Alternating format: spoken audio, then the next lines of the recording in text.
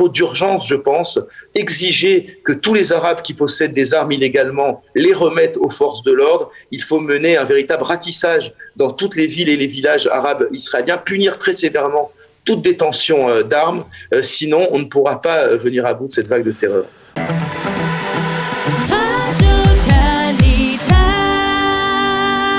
Nous sommes en ligne avec Stéphane Amar. Stéphane Amar, bonjour, Boker Tov. Bonjour Daniel. Merci d'être avec nous. Je rappelle que vous êtes journaliste, écrivain et que vous êtes devenu, au cours des dernières années, un expert, on va dire, en matière de communauté du secteur arabe israélien. Alors bien entendu, on peut se poser une question, d'abord une réaction à cette situation complexe et cette situation terrible qui fait que, eh bien, il y a eu cette semaine des Arabes israéliens qui ont été responsables de des trois attentats à Beersheva et à Hadera, et que hier soir, eh bien, c'est un policier arabe israélien qui a, avec beaucoup de courage, foncé en direction du terroriste et qui a permis de le neutraliser. Comment expliquer cette situation, la situation des Arabes israéliens dans ce genre de contexte ?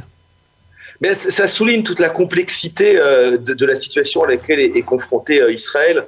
On voit bien que les solutions simples, que ce soit celle de la gauche avec une séparation ethnique entre les deux peuples, la création d'un État palestinien, ou celle de la droite, une lutte à outrance contre tous les Arabes, on voit bien que ces solutions n'ont aucune pertinence aujourd'hui. On est face à des choses extrêmement complexes, extrêmement fines.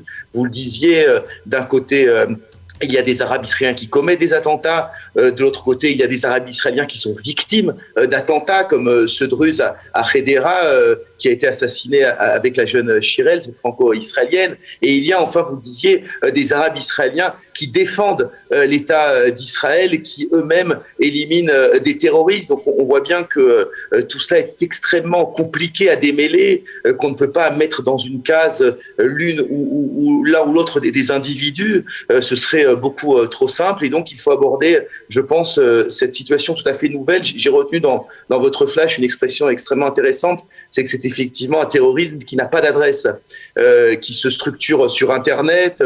Ce sont des terroristes qui n'ont pas de véritable lien avec les mouvements palestiniens, même si ils ont séjourné en prison. Le terroriste d'hier était membre du djihad islamique, mais enfin on voit bien qu'on n'a plus du tout affaire à ce terrorisme que vous évoquiez, qui prévalait dans les années 2000, qui était relié directement, organisé par des groupes palestiniens locaux. Là, on a affaire à quelque chose de complètement différent. On a remarqué la condamnation des mouvements, des partis arabes israéliens, du parti Raham qui est dans la coalition gouvernementale et de la liste arabe unifiée qui est dans l'opposition. Ils ont condamné les 3 attentats. Comment vit-on cette période dans le secteur arabe israélien ? Alors, je note d'abord que le ton est complètement différent. Que ce soit chez Ayman Odeh ou chez Mansour Abbas. Chez Mansour Abbas, il y a une condamnation très claire de l'attentat, sans aucune réserve, alors que chez Ayman Odeh, je dirais comme d'habitude, il y a sous-entendu le fait qu'Israël, in fine, est responsable de cette vague terroriste et que la solution ne passera que par un compromis territorial avec les Palestiniens.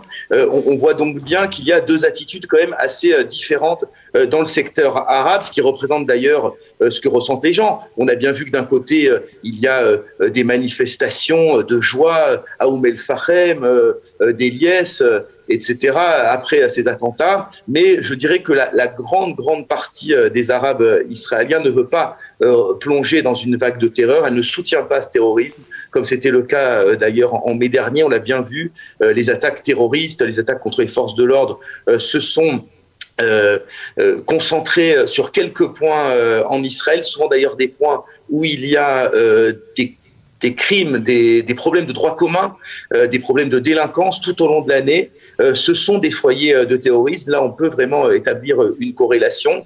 Et je pense que la meilleure chose à faire actuellement, c'est d'engager très clairement les Arabes israéliens à choisir leur camp, à s'élever contre le terrorisme et à lutter concrètement contre le terrorisme, que ce soit en participant aux forces de l'ordre, comme ça a été le cas avec ce policier de Bnei Brak, ou en fournissant des renseignements aux forces de l'ordre pour localiser les caches d'armes, pour localiser les cellules terroristes, et qu'ensemble, juifs et arabes, viennent à bout de cette nouvelle vague d'attaques terroristes. C'est aujourd'hui la journée de la Terre, le 30 mars.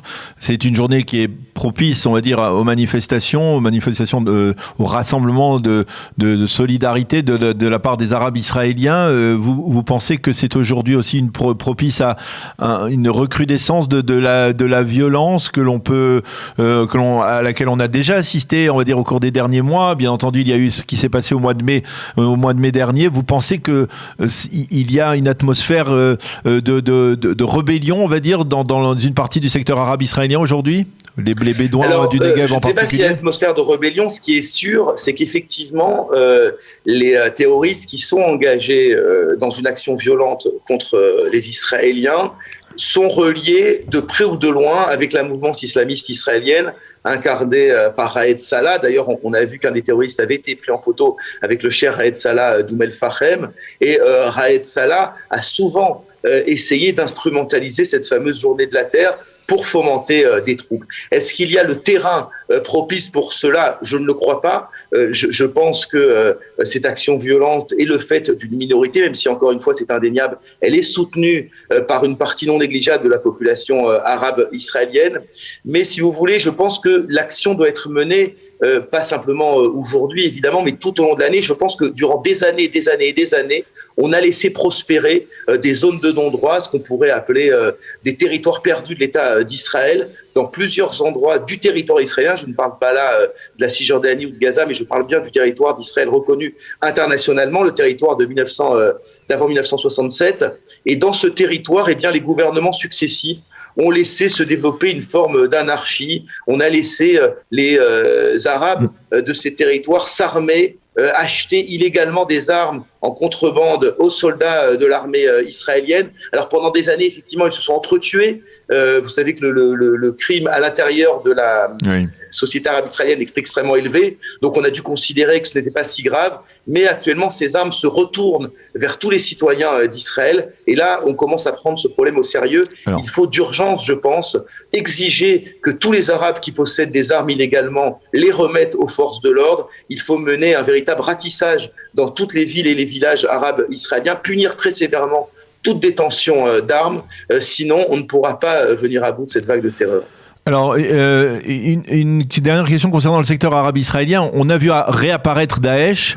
Est-ce que véritablement ce sont des cellules dormantes de Daesh qui ressurgissent, ou alors est-ce qu'il est possible, par exemple, vous avez parlé de Raed Salah, que Raed Salah qui s'est qui a été libéré de prison il y a quelques mois, qui en général attend un petit peu quelques mois avant de ressurgir et de faire monter à nouveau la tension, et bien là, parce que finalement la branche nord du secteur du mouvement islamiste est aujourd'hui hors la loi, eh bien il se réincarne à travers Daesh et il essaye de fomenter des émeutes autour de Daesh en brandissant, on va dire, l'étendard de Daesh? Tout cela est très mêlé, vous l'avez bien dit dans le flash, tout ça passe par les réseaux sociaux, par Internet. Maintenant, les gens ne s'alimentent pas seulement à une seule source. En l'occurrence, un terroriste ne s'alimente pas à un seul imam. Il se radicalise à plusieurs sources. Il peut se radicaliser avec des imams d'Irak, de Londres, de Paris même. Je veux dire, il y a une internationale islamiste d'une certaine manière dans laquelle s'inscrit Raed Salah. Raed Salah, je vous rappelle qu'il est interdit de séjour en Jordanie, qui est combattu en tant qu'islamiste par les pays arabes eux-mêmes. Et il est évident qu'il va falloir qu'Israël prenne aussi des mesures contre les gens qui incitent à la haine au sein même de l'État d'Israël. Pardon, dans le secteur, en Judée-Samarie, dans le secteur palestinien, on peut véritablement dire que le terroriste d'hier, c'était un loup solitaire, ou alors il est guidé peut-être par exemple par le djihad islamique, comme pouvait le dire notre ami Meir Dahan, ou alors par le Hamas. Encore une fois, c'est une nébuleuse dont les frontières sont de moins en moins nettes.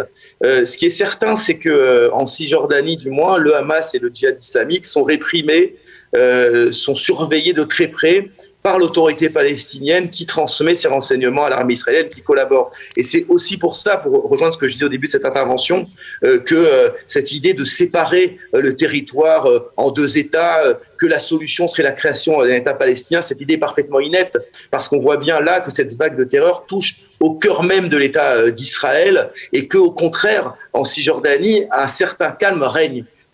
Et qu'il y a une collaboration véritable de l'autorité palestinienne avec Israël et une condamnation beaucoup plus nette d'ailleurs. C'est intéressant de noter que la condamnation de Mahmoud Abbas est beaucoup plus nette que celle des Manodais de cette vague terroriste. Donc tout cela, si vous voulez, est extrêmement mêlé et je pense, c'est ce qui est dessiné d'ailleurs lors du sommet de Sde-Boker en début de semaine, je pense qu'il y a véritablement maintenant un front commun à constituer entre d'une part l'État d'Israël et d'autre part les Arabes qui veulent vivre en paix, que ce soit des Arabes qui vivent en Israël, en Cisjordanie, à Gaza ou dans tout le monde arabe, puisque tous les dirigeants du monde arabe réunis à Sde-Boker ont condamné ces attaques. Et je pense que ce front commun doit affronter l'ennemi commun qui est le terrorisme islamiste qui tue des innocents en Israël et qui tue des innocents dans le monde entier. Merci beaucoup Stéphane Amar d'avoir répondu ce matin à nos questions au lendemain de cet attentat terrible à Bnei Brak et à l'issue de cette semaine de terrorisme que l'État d'Israël a subi. Merci d'avoir été avec nous. Bonne journée. À bientôt. Merci Daniel.